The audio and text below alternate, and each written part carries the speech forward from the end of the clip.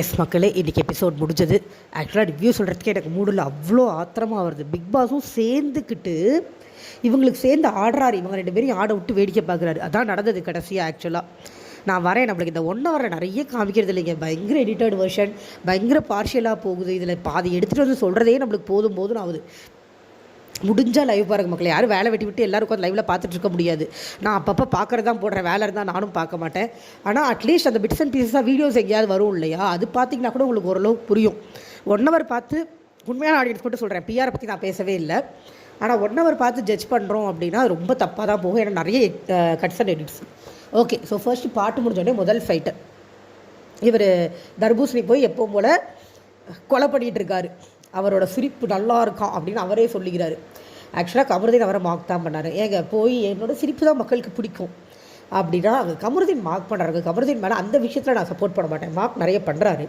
ஆனால் அதுக்கு அந்த தர்பூசணி சொல்கிற பதிலை பாருங்கள். மார்க் பண்ணாத அப்படின்னா கரெக்ட், நம்ம தர்பூசணிக்கு சப்போர்ட் பண்ணி கமருதீனை எதிர்க்கலாம். ஆனால் அது தர்பூசணி சொல்லுது, இவனை பற்றி எனக்கு நல்லா தெரியும், பொம்பளைங்கள்ட்டெல்லாம் தப்பாக நடந்துக்கிறான் அப்படின்னு ஒரு வார்த்தையை விட்டுச்சு பாருங்க. அங்கே பார்வதி படார்னு ஒரு டேர்டு, என்ன நம்ம பேச்சை இழுத்துட்டான் அப்படின்னு பார்வதிக்கு பயங்கர ஷாக்கு.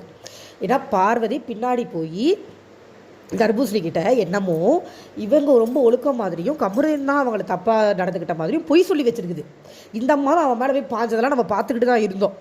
ஸோ அது சொன்ன பொய் வெளியில் வந்துடும் பயந்து அந்த அம்மா படார்னு போய் பயங்கரமாக பயந்துருச்சு. கமருதீன் போய் என்ன அந்த அம்மா கமருதீனை முறைச்சிட்டே இருக்க போய் எதுக்கு முறைச்சிட்டே இருக்குன்னு கமருதீன் எதுக்கு டாப்பிக்கை டைவர்ட் பண்ண ட்ரை பண்ணிச்சு அந்த அம்மா. நீங்கள் கூட பேசாமல் இருக்க ரெஜிஸ்டர் பண்ண ட்ரை பண்ணுறியா அப்படி இப்படின்னு என்னென்னமோ ட்ரை பண்ணிச்சு. கடைசியில் கமருதீன் டேரெக்டாக கேட்டார், நீ விருப்பப்படுதானே எங்கூட இருந்த விருப்பப்படுதானே எங்கூட இருந்த அப்படின்னு தொடர்ந்து கேட்க போய் அந்த அம்மா கத்துது, கத்துது. ஏன்னா பயம், நான் சொன்ன போய் வெளியில் வந்துடுமோன்னு பயம். என்னை பற்றி பேசாதீங்கன்ற பாட்டிலாம் தூக்கி போட்டு உடச்சிட்டு பார்வதி கண்ணில் இன்றைக்கி ஒரு பயத்தை பார்த்தோங்க. அந்த 10 நிமிஷம்னாலும் அந்த 10 நிமிஷம் பார்த்தோம். ஆக்சுவலாக உண்மை தெரிஞ்சவங்களுக்கு தெரியும். அந்த அம்மா எல்லா அசிங்கத்தையும் பண்ணிச்சு கமருதீனோட சேர்ந்து பண்ணிவிட்டு இப்போ அப்படியே கமருதீன் மேலே திருப்பிச்சு. பின்னாடி போய் நைஸாக திவாகர்கிட்ட அது போய் திவாகர்கிட்ட திருப்பினா அவர் சபையில் எடுத்து விட்டுட்டாரு. பயந்து போய் இந்த அம்மா உட்காந்து அழுதுகிட்டு இருந்துச்சு. உள்ளே போய் அரோரா அதை தெளிவாக சொன்னாங்க.